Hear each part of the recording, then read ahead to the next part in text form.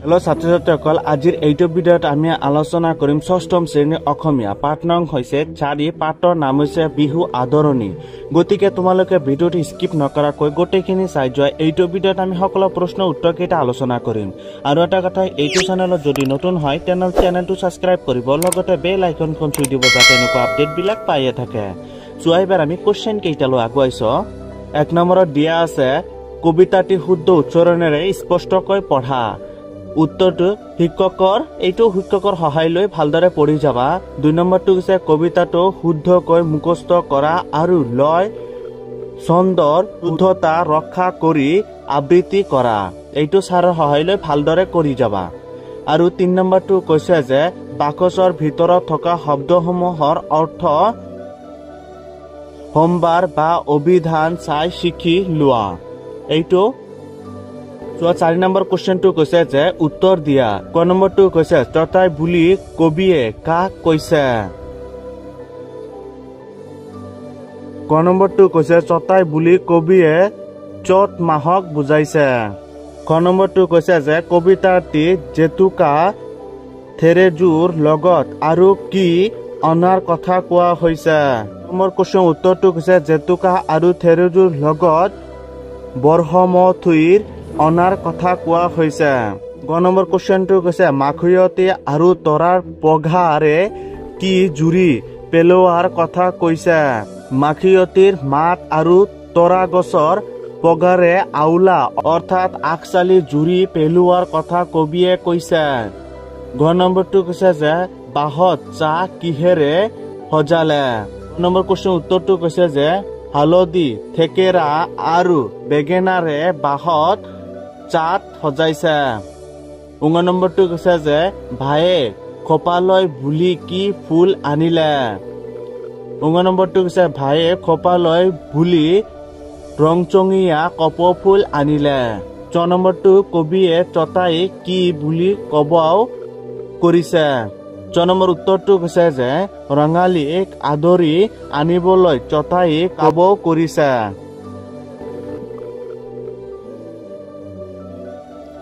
5 number কুৱেশ্যনটো এবাৰ আলোচনা কৰিম। কৈছে কবিতাটিৰ কথাখিনি তোমাৰ কথাৰে লিখা।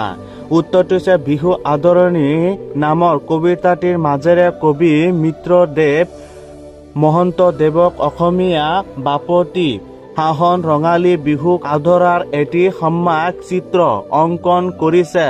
কবিয়ে চতাই অৰ্থাৎ চত মাহত এই বুলি অনুৰোধ জনাইছে যে চতে যেন সোনকালে ৰঙালী বিহু আদৰি আনে।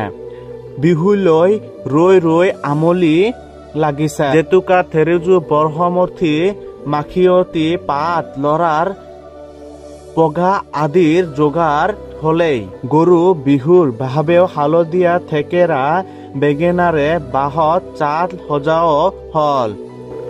ঢোল পেঁপা আদি বাদ্য বজাবলৈ সাজু হৈ উঠিছে। আয়ে বোৱা গামোচা কাটি উলিওৱা হয়। ভায়ে কপৌ ফুল আনিছে। পিতায়ে নাহৰৰ ডালি আনিছে। খুৰীয়ে পিঠাৰ খোল পাতিছে। পিতাই থাপনাৰ সন্মুখ চিকুৱাই থৈছে। গতিকে চতাৰে সোনকালে ৰঙালী বিহুক আদৰি আনিব লাগে। এবাৰ আমি 6 নম্বৰ কুৱেশ্যনটো আলোচনা কৰিম। কৈছে বাক্য ৰচনা কৰা। উত্তৰটো এনেকে লিখিবা জেতুকা বাইদেৱে হাতত ৰং লগাবলৈ জেতুকাৰ পাত আনিছে। ভমকা হেৰা মাহীয়েক ভমকা ফুলীয়া চাদৰ পিন্ধি কোনফালে যোৱা। আচু পেহীয়ে যে গামোচা ইমান ধুনীয়া আচুৰ ফুল তুলিছে। শাল চত মাহত শালৰ খুট খুট শব্দই গাঁওখনি মুখৰিত কৰি ৰাখে। এবাৰ আমি 7 নম্বৰ কুৱেশ্যনটো আলোচনা কৰিম। কৈছে যে লিংগ নিৰ্ণয় কৰি তালিকা পূৰ কৰা। উত্তৰটো এনেকে লিখিবা যে পুলিংগ আৰু স্ত্ৰীলিংগ পিতাই খুৰী ককাই আইতা জোৱাই বাইদেউ। আমি 8 নম্বৰ কুৱেশ্যনটো আলোচনা কৰো। কৈছে যে শব্দবোৰ বহু বচন প্ৰকাশ কৰা। এইটো হৈছে এক বচন আৰু বহু বচন। ক ককাই ককাই গামোচা গামোচা বৰ মানুহবিলাক পিঠাখিনি বাইদেউ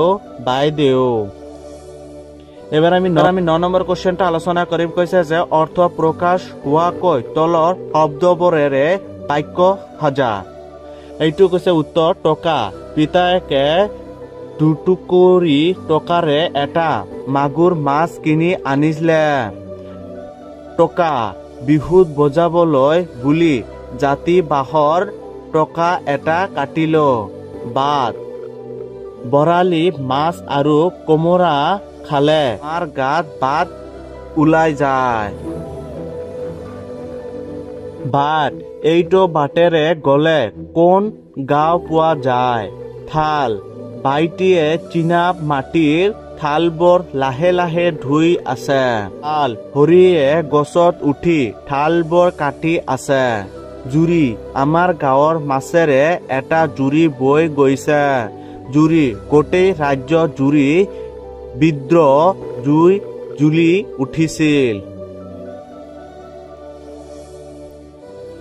এবাৰ আমি 10 নম্বৰ কোৱেশ্চনটো আলোচনা কৰিম কৈছে যে ৰচনাৰ আৰ্হিত বিহুৰ বিষয়ে 10টা বাক্য লিখা উত্তৰ বিহু আমাৰ জাতীয় উৎসৱ বিহু 3টা কাতি বিহু মাঘ বিহু আৰু ভঙালী বিহু কাতি বিহুত কঙালী বিহু মাঘ বিহুত ভঙালী বিহু আৰু বহাগ বিহুত ৰঙালী বিহু বোলা হয় কাতি বিহুত তুলসী তাল ধাননি পথাৰ ভঁৰাল আদিত ভক্তিৰে চাকি জ্বলাই লক্ষ্মীক আহ্বান কৰা হয় ভোগালী বিহুত ভোগৰ উৎস এই বিহু মেজি আৰু ভেলাঘৰ সাজি বিহু নাম গাই লগ ভাগ হোৱা হয় আৰু বিহুৰ দিনা মেজি জ্বলাই অগ্নিদেৱৰ পূজা কৰা হয় চ'ত মাহৰ শেষৰ দিনাৰ পৰাই 7 দিনলৈ ৰঙালী বিহু পালন কৰা হয় গৰু বিহু দেৱতা বিশু মানুহ বিহু আদি নামেৰে বহাগ বিহুৰ প্ৰতিটো দিন পালন কৰা হয় পূৰ্ণতে বিহু প্ৰাকৃতিক পৰিৱৰ্তন আৰু কৃষিৰ ওচৰত ভিত্তি কৰি পালন কৰা হৈছে বৰ্তমানে ৰঙালী বিহু মঞ্চ উৎসৱৰ পৰিণত হৈছে মদ জুৱা আদি অপকৰ্মই বিহুৰ সৌন্দৰ্য বহু পৰিমাণে ম্লান কৰিছে এবাৰ আমি 11 নম্বৰ কোৱেশ্চনটা আলোচনা কৰিম কৈছে যে তোমালোকৰ অঞ্চলৰ ৰঙালী বিহু কেনেদৰে উদযাপন কৰা হয় লিখা উত্তৰ আমাৰ গাঁৱত বিৰাট উৎসৱ উদ্দীপনাৰে ৰঙালী বিহু পালন কৰা হয় আটাইয়ে চ'ত মাহত আৰম্ভ হোৱাৰ পৰাই অধিক আগ্ৰহেৰে বিহুলৈ বাট চাই থাকে জীয়ৰী বোৱাৰীয়ে বহু দিনৰ আগতে পৰাই শালন ফুলাম গামোচা লগাই আৰু বিহুৰ আগে আগে কাটি উলিয়া গৰু বিহুৰ দিনা সকলোৱে নদীৰ ঘাটলৈ লৈ গৈ গৰুক গা পা ধুৱাই দিয়ে তাৰ পাছত দীঘলীয়া মাখুটিৰ পাতেৰে গৰুবোৰক কুৱাই লাও বেঙেনাৰ মালা পিন্ধাই গায় 9 নম্বৰ কোৱেশ্চনটো আলোচনা কৰিম কৈছে যে দলত আলোচনা কৰি বস্তুকে পদৰে আমি কি কৰ লিখা 1 নম্বৰত দিয়া আছে জেতুকা পাত খ নম্বৰটো কৈছে যে বৰহধুৰি গ নম্বৰটো হৈছে বঘা গ নম্বৰটো হৈছে কপৌফুল ঙ নম্বৰটো হৈছে বিহু ভাত প্ৰথম নম্বৰটো হৈছে যে মাখিয়তী চোৱা ক নম্বৰটো হৈছে জেতুকাৰ পাত জেতুকা পাতৰে পঠাই পিহি হাতত তলুৱা আৰু আঙুলিত লগোৱা হয় সময় পাছত লগোৱা অংশ ধুনীয়া ৰং চোৱা হয় বিহু নাচিবলৈ হাত আৰু আঙুলিৰ ৰং বোলাবলৈ জেতুকাৰ পাতৰ প্ৰাকৃতিক প্ৰশাসন দ্ৰব্য হিচাপে অসমীয়া ছোৱালীয়ে ব্যৱহাৰ কৰে খ নম্বৰটো কৈছে যে বৰহধুৰি ইয়াৰ থুৰিবোৰ চুৱাই তাৰ ৰসেৰে উট ৰঙলি কৰা হয় গ নম্বৰটো হৈছে পঘা তৰা বা মৰাপাতৰ আহেৰে তৈয়াৰ ৰছীৰে মগা প্ৰস্তুত কৰা হয়। পঘাৰে গৰু, ছাগলী, ম'হ আৰু ভেড়া বান্ধি থোৱা হয়। গ নম্বৰটো হৈছে কপৌফুল। বিহু নাচিবলৈ সকলে খোপাত কপৌফুল মাৰি লয়। কৈছে যে বিহু বান ফাগুন চ'ত মাহত বৈ উলিওৱা ফুলাম গামোচা বহাগ মাহত বিহু বান হিচাপে ব্যৱহাৰ কৰা হয়। বিহুৱে সৰুৱে ডাঙৰক সন্মানৰ প্ৰতীক হিচাপে আৰু প্ৰিয়জন মৰমৰ চিন স্বৰূপে দিয়া হয়। 6 নম্বৰটো কৈছে যে মাখিয়তী। গৰু বিহুৰ দিনা গৰুক গা পা ধুৱাই মাখিয়তী আৰু দীঘলীয়া পাতেৰে গৰুক লাহে লাহে কোবোৱা হয়। এনে কৰিলে গৰুৱে বৰচোৱা মহ দাহৰ কামোৰাৰ পৰা ৰক্ষা পায় বুলি অসমীয়া লোক সমাজে বিশ্বাস কৰে। তলত উল্লেখ কৰা বাদ্য সমূহৰ কোন কেইবিধ বাদ্য বিহু গীত বা বিহু নাচক ব্যৱহাৰ কৰা হয়? দলত আলোচনা কৰি লিখা। পেঁপা, গগনা, ঢোল, হাৰমনিয়াম, খোল, সঁতুলি, তাল, ঢাক, টকা, গিৰি, গীটাৰ। উত্তৰটো হৈছে বিহুগীত বা বিহু নাচক ব্যৱহাৰত বাদ্য কেইবিধ হ'ল পেঁপা, গগনা, ঢোল, সুতুলি, তাল আৰু টকা।